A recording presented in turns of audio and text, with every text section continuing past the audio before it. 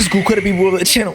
It's your boy Bobbalam, and in today's video we're talking about Lil Uzi Vert fighting against like the woke mob, I want to say. In that, I don't know if you've seen this by every single, not even just hip-hop now, it's basically everyone in the music scene. When they're performing, they do this cringe thing after the Travis Scott Astroworld Festival tragedy. RIP to all the victims. I believe the 10th death just occurred of a 9-year-old boy who suffered like bruising in his brain and like his organs were failing because he got trampled after his father, who had him on his shoulders, passed out. RIP to all of them. We don't want that, okay? So keep that in mind while I say what I say in this video. But all of these artists, while performing, even if it's like SZA or like Taylor Swift, some banjo playing guitarist, ask the crowd if they're okay, stops and makes sure to do that to get their little viral moment, to act like that they are way higher than Travis Scott. Now, we've already talked about Travis Scott's situation so many times, so we're not going to talk about him, but let's be honest with ourselves. These artists are just doing it for the video. They don't really care that much. Obviously, nobody wants their fans to pass away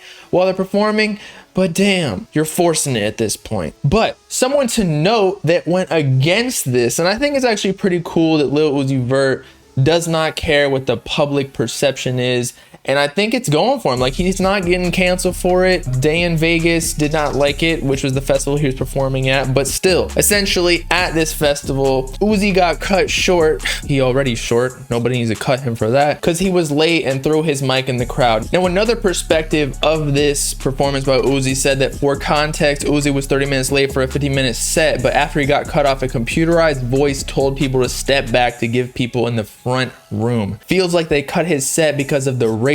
Never seen this before at a festival. Truly a new era. Hashtag Day in Vegas. And I think this does indicate a new era of performing, in that it's kind of like COVID. Artists couldn't even perform because people couldn't come in 6 feet of one another and they had to wear a mask or whatever. That's over with at this point since people are getting vaccines. But now I feel like they're gonna do another situation where it's like 6 feet or maybe like 2 inches. I don't know. Maybe you can penetrate each other at the same time, just only the tip. But they're gonna start sectioning out festival crowds so that there is no chance of overcrowding and trampling, because that is honestly a big deal. But when you buy a ticket to one of these festivals, that's the whole point. You get like a little adrenaline rush around a bunch of different people being sweaty as fuck, giving each other AIDS and whatever other diseases that y'all drug doers have. And so during Lil Uzi Vert's set at Day in Vegas, wherein he only performed like 2 songs or something, Lil Uzi Vert addressed the crowd after some people tried to get him to stop the show because some people in the crowd fainted. Uzi then says, "I don't take no breaks. If it's getting bad, leave. If you ain't gonna leave, stay." Wherein he's fighting against this woke mob. Now, again, I want everybody to be safe at every festival. Just in general, humankind needs to look out for each other. However, at literally every single one of these festivals, or just performances at concerts, there's always one dude or chick who passes out because they did not properly hydrate. Maybe they got COVID. I don't know. Everybody has their own reasons, but if we took a break every time someone passed out, no performance would ever get through a full show. When I was younger, even passed out when I was in the chorus in like elementary school because my knees locked and the blood flow got stuck and I fell back. And that was just while standing and singing. So just because someone faints doesn't necessarily mean they're in the utmost danger. Now, maybe Uzi wasn't as sensitive as he should be, but that's not necessarily his brand anyway. His previous albums are quite frankly called Love Is Rage and Love Is Rage 2. And he's working on Love Is Rage 3. Emphasis on the rage. But let's check out the live footage.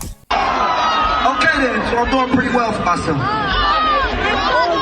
I don't take no breaks. If it's getting bad, leave. If you ain't gonna leave, stay.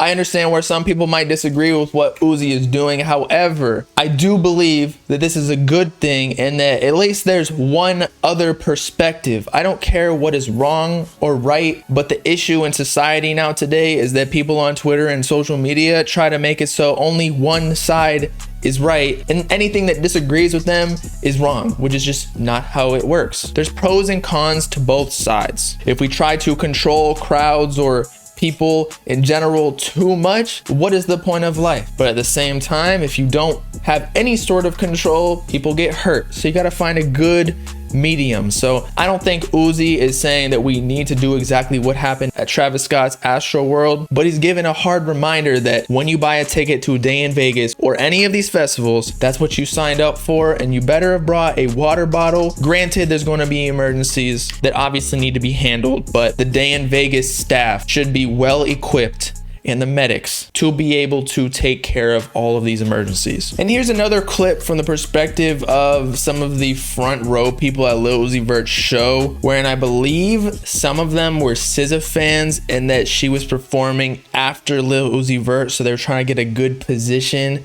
but they got kind of caught up in the Lil Uzi Vert rage machine. Someone posted this clip saying, I got way too many videos of people passing out, girls crying, people trying to get carried out. Shit was crazy. My goat. No comment.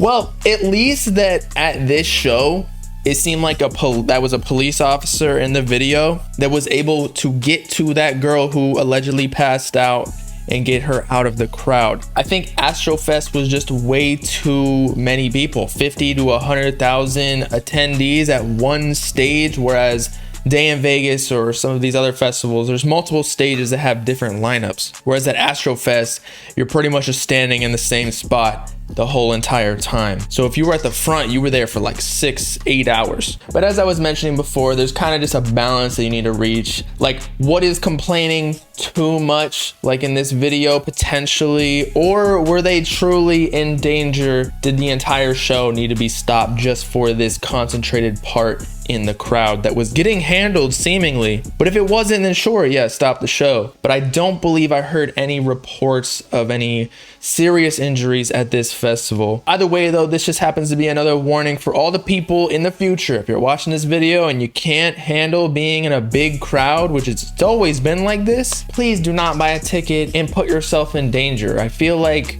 going to festivals now, you should sign a waiver. Just like if you go on a roller coaster, like there's always a chance of injury when you do crazy activities involving an insurmountable amount of people. Later on, Uzi then posted, I'm never changing, after he was trending on Twitter for cutting his set short, I guess. Even though it wasn't his fault, he threw the mic out of anger because Day in Vegas cut him off. But all in all, I think artist performing has been changed forever. Everyone's gonna be scared of what happened at Astroworld, as we should be, you know, to mourn all the victims.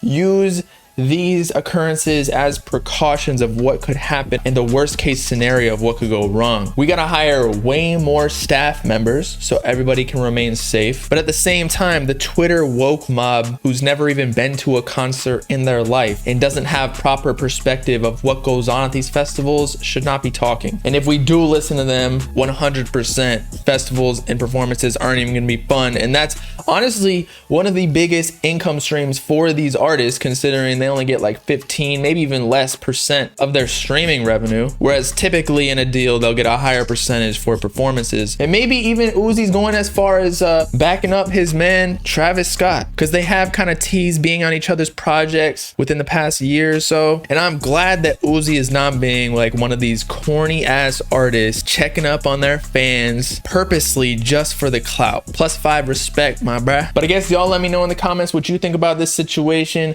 Should we keep the rage at festivals and performances, or should they pretty much be abolished? Because that's essentially where it's going in the future. But I guess we're all going into virtual reality. The physical world is just deteriorating at this point. I'm even canceling my Coachella trip this year because I just feel like there's going to be too many rules and regulations. I couldn't go last year when my ticket was actually purchased because of COVID, and then this year the Travis Scott thing, and they took Travis Scott off of the festival, and the lineup just isn't even that good anyway. So I'm like, fuck it, I ain't doing that shit. And Coachella is way bigger than any of these other festivals, so who even knows what's gonna happen with that? And as always, make sure to like and subscribe to join the Bob game if you with it. Peace out, glad people.